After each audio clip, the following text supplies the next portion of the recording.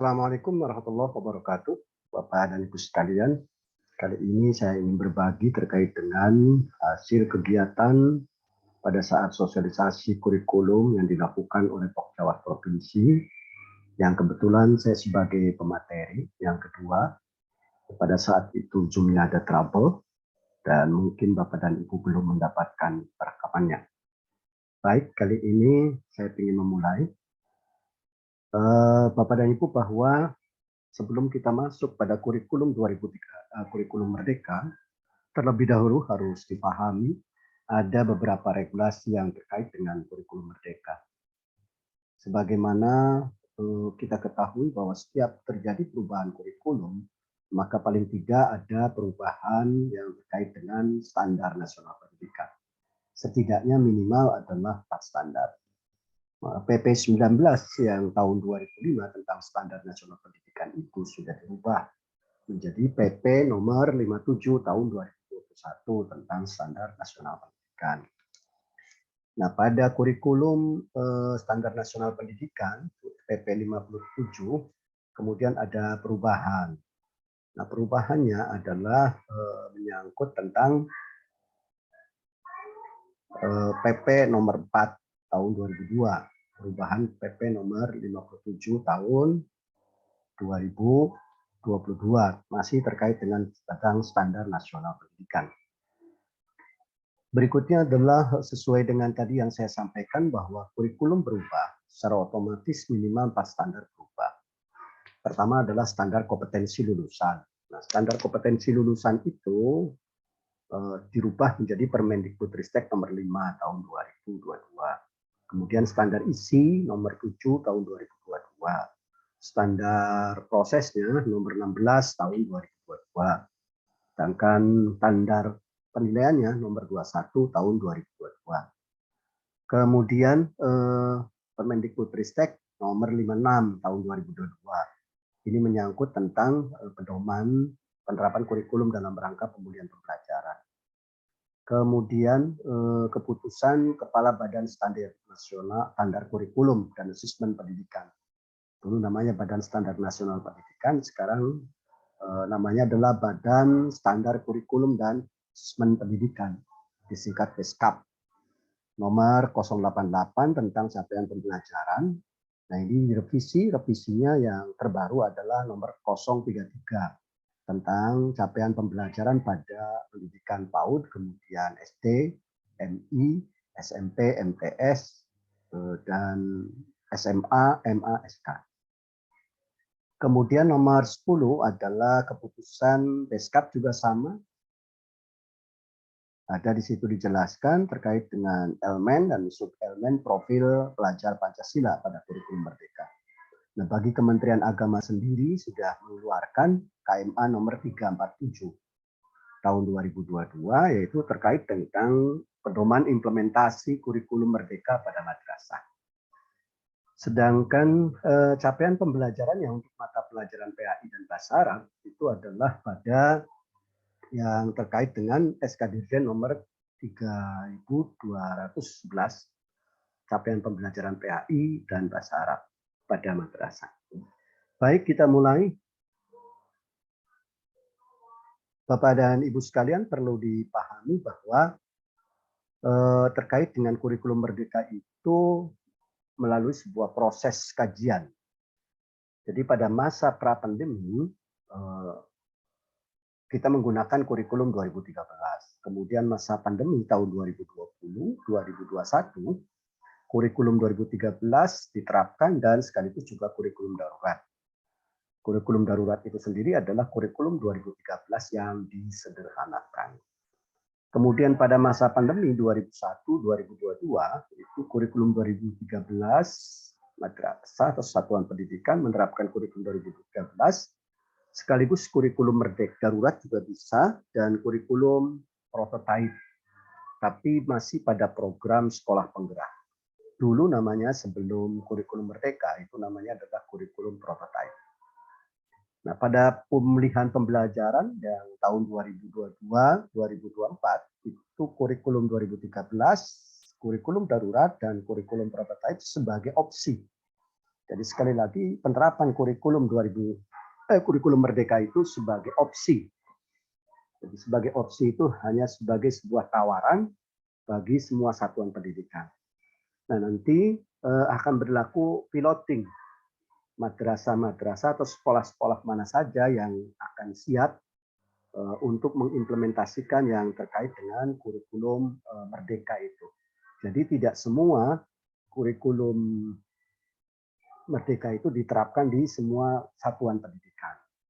Nanti pada tahun 2024 akan dievaluasi kebijakannya seperti apa, maka jika memang perlu ada beberapa hal yang dianggap menarik, kemudian bagus, maka bisa saja bahwa tahun 2024 akan diberlakukan kebijakan secara nasional terkait dengan kurikulum Merdeka.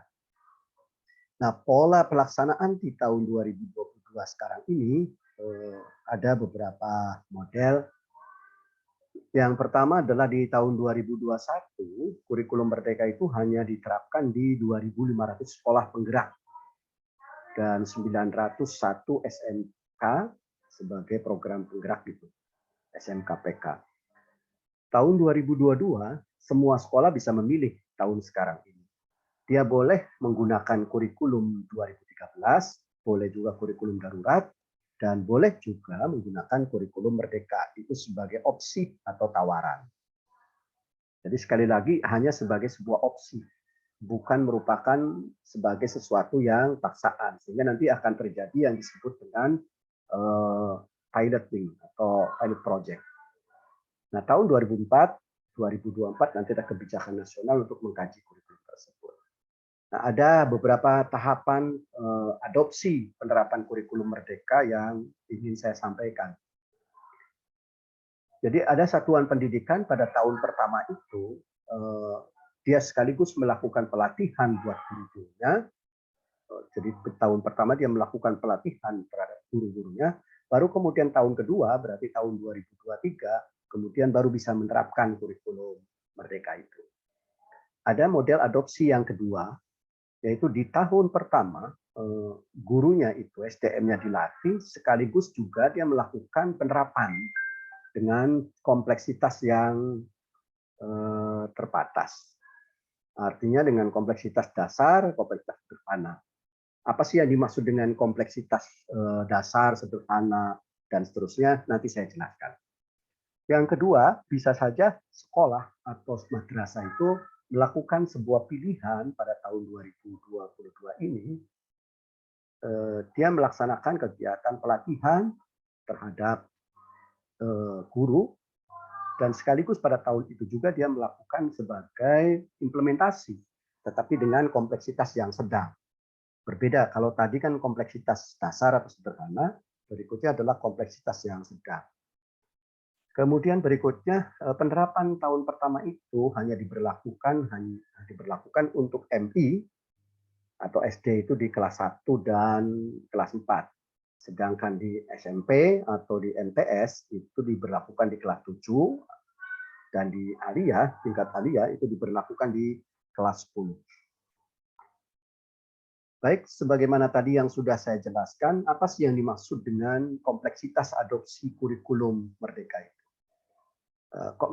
Ketika satuan pendidikan menyelenggarakan implementasi kurikulum Merdeka dengan kompleksitas yang sederhana, itu artinya dipahami bahwa satuan pendidikan tersebut menerapkan seluruh perangkat ajar terkait dengan kurikulum Merdeka adalah mengikuti contoh yang sudah disiapkan oleh pemerintah. Sekali lagi, mengikuti contoh 100% yang sudah disiapkan oleh pemerintah. Baik yang terkait dengan acuan tujuan pembelajarannya, kemudian modul ajarnya, kemudian yang terkait dengan profil Pancasila, pelajar Pancasilanya, dan lain sebagainya. Sedangkan pada adopsi implementasi kurikulum Merdeka dengan kompleksitas yang dasar, dia memodifikasi contoh yang sudah ada. Jadi misalkan modul ajar yang sudah disiapkan oleh pemerintah itu, kemudian dimodifikasi. Kalau dimodifikasi itu artinya boleh jadi ada sesuatu yang diambil, ada juga sesuatu yang tidak. sesuai dengan kondisi satuan pendidikannya masing-masing. Yang ketiga adalah kompleksitas yang sedang. Nah, kompleksitas yang sedang itu pengembangan kurikulum itu dilakukan sesuai dengan sudah disesuaikan dengan konteks sekolah. Artinya sesuai dengan kebutuhan sekolah. Sesuaikan dengan visi misi sekolah, visi misi madrasah. Dengan melibatkan warga madrasah tetapi sifatnya masih terbatas.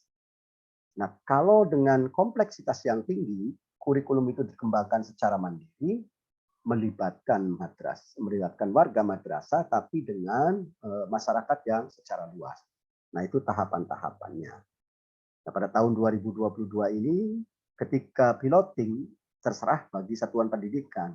Apakah dia akan menerapkan dengan model katakanlah kompleksitas yang sederhana, atau kompleksitas yang dasar, kompleksitas sedang, atau kompleksitas yang tinggi. Tergantung dari satuan dan kesiapan satuan pendidikan masing-masing. Baik Bapak Ibu, setidaknya pada penerapan kurikulum merdeka itu ada beberapa istilah yang dianggap baru di kurikulum merdeka itu. Minimal ada 6 istilah yang baru. Pertama adalah capaian pembelajaran. Nah, yang dimaksud dengan capaian pembelajaran itu adalah secara sederhana bisa didefinisikan sebagai sebuah kompetensi pembelajaran. Jadi kompetensi pembelajaran yang harus dicapai peserta didik pada setiap tahapan perkembangan peserta didik untuk setiap mata pelajaran pada satuan pendidikan, baik pendidikan dasar maupun pendidikan menengah. Jadi capaian pembelajaran itu memuat sekumpulan kompetensi yang di dalamnya ada lingkup materi disusun secara komprehensif, tapi dalam bentuk narasi. Sehingga dapat disimpulkan bahwa yang dimaksud dengan capaian pembelajaran sederhana itu adalah sebagai pengganti dari KI dan KD kalau pada kurikulum 2013. Jadi pada kurikulum 2013 kita mengenal ada KI dan KD, tetapi pada kurikulum 2004 kita akan mengenal pada kurikulum merdeka kita mengenal dengan sebutan capaian pembelajaran. Perbedaan mendasarnya adalah pada kurikulum 2013 itu KI itu dicapai untuk 1 tahun pembelajaran yang mengiringi diturunkan melalui kompetensi dasar, dan kompetensi dasarnya dipilah-pilah. Ada kompetensi dasar tentang KDKI 1, kemudian KDKI 2, yaitu KDKI itu tentang sikap spiritual, KDKI 2 sikap sosial, kemudian KDKI 3 itu adalah pengetahuan, KDKI 4 adalah keterampilan. Tetapi pada capaian pembelajaran di kurikulum merdeka itu tidak lagi dipisah-pisah, tetapi disatukan, satu kesatuan yang tidak bisa dipisahkan. Maka disebutnya adalah pengintegrasian antara segi pengetahuan, keterampilan, dan sikap sebagai satu kesatuan proses yang berkelanjutan dan berkesinambungan, sehingga dapat membangun kompetensi yang utuh. Jadi sekali lagi, capaian pembelajaran itu identik sebagai pengganti dari kompetensi dasar, KI dan KD. Cuman sifatnya adalah yang terkait dengan KI dan KD tadi di kurikulum 2013 itu dipisahkan, tetapi di capaian pembelajaran terintegrasi. Jadi dalam penulisan format CPT tidak ada lagi pemisahan antara segi pengetahuan, keterampilan, sikap, tetapi disatukan dalam bentuk narasi. Yang kedua, capaian pembelajaran itu tidak dilakukan dalam bentuk target 1 tahun, 2 tahun, tidak. Tetapi targetnya misal kalau kompetensi dasar kan di kurikulum 2013 itu KD ini harus tercapai dalam 1 tahun. Tetapi di capaian pembelajaran itu proses pencapaiannya melalui terbagi dalam 6 fase. Jadi ada fase A, fase B, fase C, kemudian fase D, fase E, dan fase F. Nah, pada fase A itu kelas 1 sampai kelas 2. SD atau MI. Kita ambil contoh, misalkan adalah mata pelajaran A harus selesai pada fase 1 dan fase 2. Capaian pembelajaran ini harus selesai pada fase 1 dan fase 2, pada fase A. Nah, itu bisa saja selesainya di kelas 1, bisa saja selesai di kelas 2. Tidak mengharuskan harus selesai di kelas 1 dan tidak harus mengharuskan di kelas 2. Yang penting pada fase A sudah tuntas semua. Berikutnya naik ke fase B, itu kelas 3 dan 4 dan seterusnya. Nah, penjelasan yang terkait dengan fase-fase ini nanti dalam materi tersendiri terkait dengan fase pembelajaran dalam kegiatan materi kurikulum menyangkut tentang penjabaran capaian pembelajaran.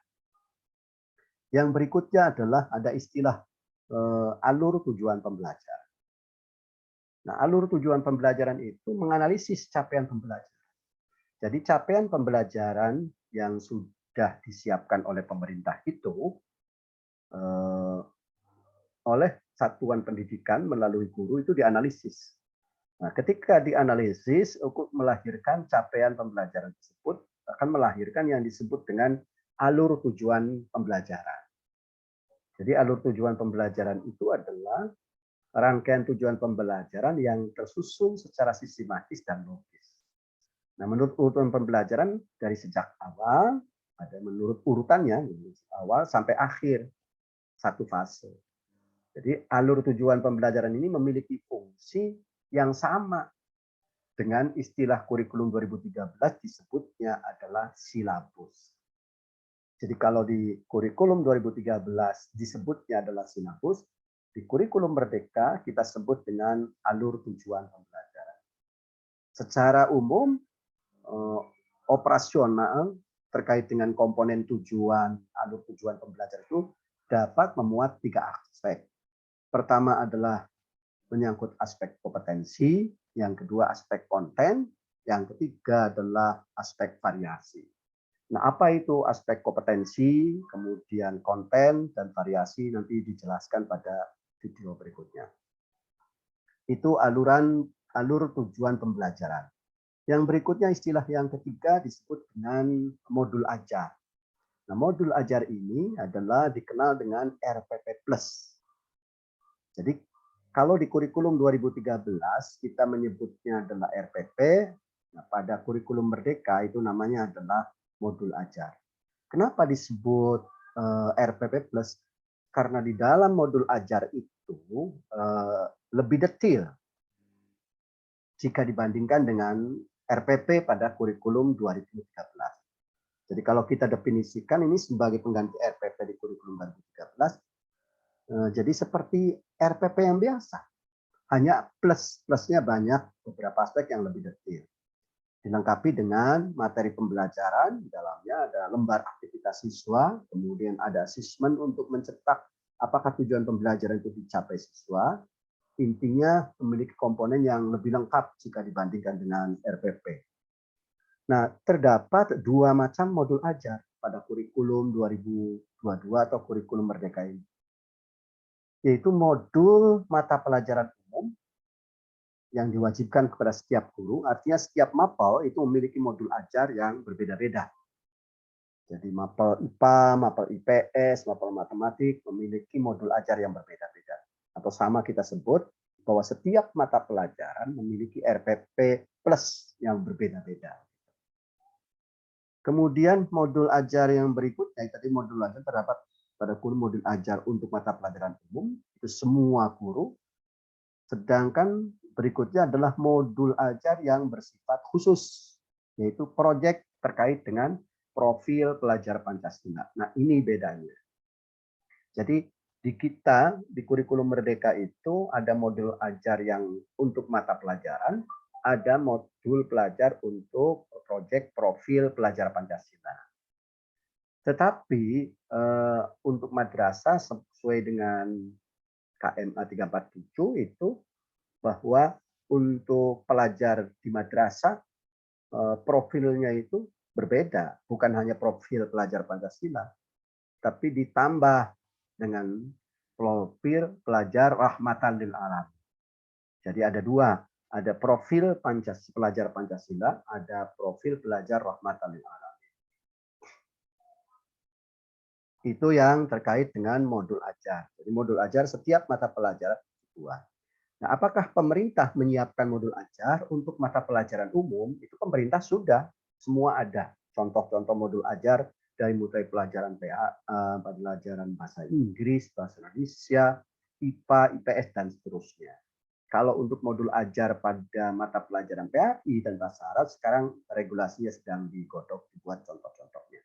Bagi itu digunakan bagi satuan pendidikan yang hendak menerapkan kurikulum merdeka dengan kompleksitas yang tadi saya sampaikan, dengan kompleksitas yang dasar atau sederhana. Jadi dia mengambil contoh saja.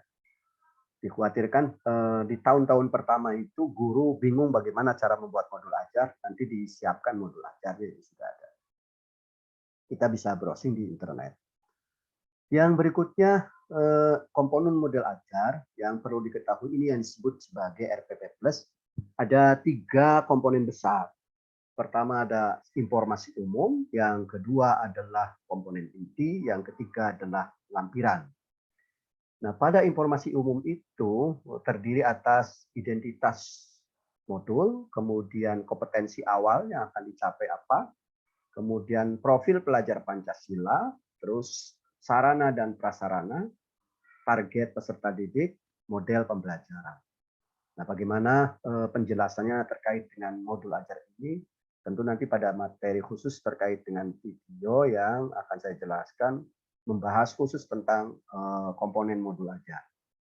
Yang kedua adalah komponen inti. Nah, komponen inti itu yang pertama adalah tujuan pembelajaran, kemudian pemahaman bermakna. Nah, ini yang berbedanya, ada pertanyaan pemantik, kemudian kegiatan pembelajaran, kemudian berikutnya ada asesmen, dan ada pengayaan dan remedial. Nah, asesmennya itu berbeda dengan kurikulum 2013. Kalau di kurikulum 2013 kita mengenal asesmen itu setelah selesai pembelajaran. Tetapi di kurikulum Merdeka asesmen itu ada asesmen yang pra pembelajaran yang disebut dengan asesmen diagnostik.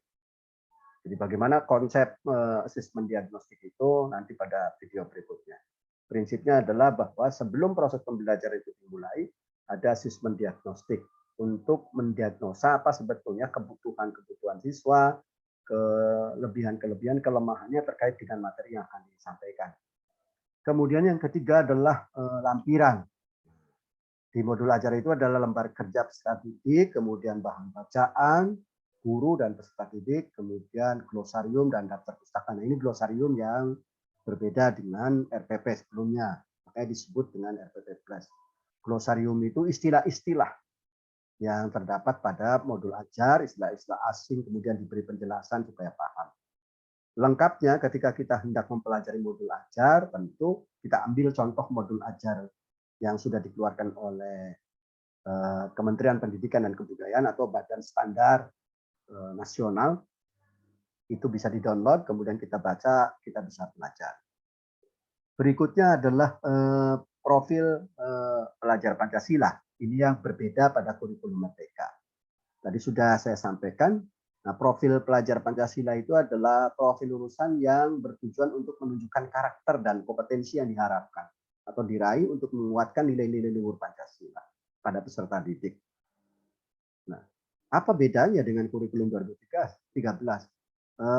Tidak terlalu jauh berbeda. Kalau kita lihat di kurikulum 2013 itu kan terkait dengan pembelajaran abad 21 itu kan salah satu cirinya adalah PPK. PPK itu adalah penguatan pendidikan karakter. Nah, pada kurikulum Merdeka, penguatan pendidikan karakternya itu difokuskan kepada tentang penguatan karakter pelajar Pancasila itu saja. Itu perbedaannya. Cuman dirancang nanti dalam sebuah modulnya itu seperti apa, itu yang menjadi berbeda. Yang kedua, bagi madrasah bukan hanya profil pelajar Pancasila, tetapi ada profil pelajar rahmatan lil alamin. Ada 6 dimensi yang setidaknya ketika kita hendak membuat profil pelajar Pancasila untuk dijadikan sebagai pembelajaran proyek di satuan pendidikan itu. Indikatornya adalah pertama beriman, bertakwa kepada Tuhan Yang Maha Esa dan berakhlak mulia, kemudian berkebinekaan global, mandiri, terus bergotong royong, bernalar kritis, dan kreatif. Jadi 6 dimensi ini boleh dimasukkan dalam konteks pembelajaran ketika menggunakan yang disebut pembuatan modul ajar, itu setiap tahapan modul ajar bisa saja berbeda-beda. Misalkan kita memasukkan profil pelajar Pancasilanya pada modul pertama, kita masuk dulu pada wilayah beriman, bertakwa kepada Tuhan Yang Maha Esa. Kemudian pada modul yang berikutnya, yang keduanya, kita masukkan tentang berkebinekaan global, mandiri. Tetapi yang 6 dimensi ini harus tercover semua selama dalam kurun waktu fase tertentu. Kemudian berikutnya adalah teaching and the right level. Nah, ini model pendekatan pembelajaran di kurikulum Merdeka. Nah, berbeda dengan kurikulum 2013. Kalau kurikulum 2013 kita mengenal pendekatan saintifik. Nah, kalau di kurikulum Merdeka kita kenal dengan teaching at the right level yang disingkat dengan TAR. Nah, pendekatan pembelajaran ini adalah berbasis sesuai dengan kemampuan peserta didik. Jadi tidak serta-merta kemudian pendekatan ini adalah menganggap bahwa semua peserta didik sama. Tapi ada beberapa aspek yang berbeda. Sehingga perlu dilakukan pendekatan yang berbeda sesuai dengan kapasitas dan kompetensi atau kemampuan, tingkat kemampuan siswa. Jadi mengacu kepada tingkat kemampuan siswa. Ini yang menjadikan TAR itu berbeda dari pendekatan biasanya. Ini yang bisa dijadikan sebagai jawaban dari persoalan kesenjangan pemahaman selama ini yang terjadi di dalam kelas. Kita menggunakan pendekatan yang sama, tetapi kemudian secara individu mereka berbeda-beda sehingga melahirkan pemahaman yang berbeda. Berikutnya adalah yang keenam, istilah kurikulum operasional di satuan pendidikan atau disingkat dengan KOSP. Jadi kalau dulu kita sebut dengan KTSP, kurikulum tingkat satuan pendidikan. Nah, pada kurikulum 2024 ini atau kurikulum Merdeka 2023 ini, 2022, kurikulum Merdeka itu disebutnya adalah kurikulum operasional di satuan pendidikan, namanya KOSP. Jadi kurikulum operasional satuan pendidikan itu atau disingkat KOSP ini nama lain dari kurikulum tingkat satuan pendidikan. Kalau boleh saya lebih memahami supaya biar Bapak Ibu jelas, hampir sama atau identik dengan dokumen 1. Jadi kurikulum operasional di satuan pendidikan memuat seluruh rencana proses belajar yang diselenggarakan di satuan pendidikan sebagai pedoman seluruh penyelenggaraan pembelajaran. Nah, untuk menjadikannya bermakna, kurikulum operasional satuan pendidikan ini dikembangkan dengan konteks dan kebutuhan peserta didik di tingkat satuan pendidikannya masing-masing sehingga bisa berbeda. Nah, komponen yang menyangkut tentang buku 1 atau dokumen 1 atau dokumen KTSP atau kita sebut di kurikulum Merdeka ini adalah kurikulum operasional di tingkat satuan pendidikan itu adalah ada karakteristik satuan pendidikan, kemudian ada visi misi tujuan. Yang kedua, kemudian yang ketiga adalah pengorganisasian pembelajaran, kemudian ada rencana pembelajaran, pendampingan, terus evaluasi dan pengembangan profesional, serta lampiran. Itu komponen besarnya. Nah, pada komponen KOSP ini tentu akan berbeda dengan kurikulum KTSP. Pada komponen KOSP itu adalah di komponen karakteristik satuan pendidikan, visi, misi, tujuan itu dievaluasi setiap 4 tahun sekali.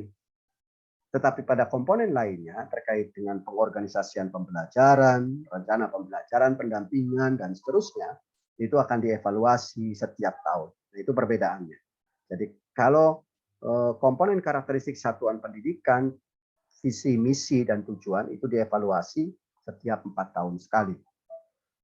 Kemudian tadi yang sudah saya jelaskan ada tambahan pada kurikulum Merdeka itu istilah baru yang disebut dengan asesmen dalam kurikulum Merdeka. Asesmen itu penilaian. Jadi penilaian diagnostik, kemudian model asesmen formatif dan model asesmen sumatif. Jadi diagnostik itu adalah penilaian yang dilakukan oleh guru sebelum proses pembelajaran dilakukan. untuk mengetahui sejauh mana siswa atau kemampuan siswa memahami materi yang disampaikan itu. Sehingga nanti pendekatan apa dalam konteks pembelajarannya, model apa yang akan dipilih disesuaikan. Nah, ada 3 model asesmen itu. Yang pertama asesmen diagnostik. Yang kedua adalah model asesmen formatif. Nah, model asesmen formatif itu dilakukan dalam kegiatan penilaian harian dan penilaian tengah semester. Yang terakhir adalah model asesmen sumatif yang kita kenal kalau di istilah kurikulum 2013 itu adalah asesmen yang menyangkut tentang penilaian akhir semester dan penilaian akhir tahun. Nah, itu ada 7 hal yang baru yang pada kurikulum Merdeka yang mungkin Bapak Ibu barangkali baru mengenal, tetapi itu sebagai salah satu bahan, sebagai bahan awal untuk sosialisasi kepada guru-guru agar bisa memahami. Adapun untuk lebih detailnya tentu saya harus membahas satu persatu dari komponen tersebut seperti apa misalkan yang menyangkut tentang modul ajar bagaimana cara membuatnya, asesmen diagnostik itu bagaimana cara membuatnya, dan itu perlu ada penjelasan secara rinci, tidak bisa dijelaskan dalam waktu singkat. Karena ini menyangkut materi pelatihan untuk kurikulum Merdeka itu tidak bisa diselesaikan dalam waktu 1 hari 2 hari. Paling tidak 6 hari, itu paling tidak setelah 6 hari itu ada praktek-praktek sedikit yang dibuat oleh guru sehingga dia bisa kemudian bisa untuk diterapkan di madrasah atau satuan pendidikannya masing-masing. Itu kira-kira penjelasan yang bisa saya sampaikan. Mudah-mudahan ada manfaatnya dan jangan lupa untuk selalu senantiasa berbagi, tekan tombol subscribe-nya. Terima kasih yang sebesar-besarnya saya sampaikan. Semoga ada makna dan manfaatnya. Akhirul kalam, Assalamualaikum warahmatullahi wabarakatuh.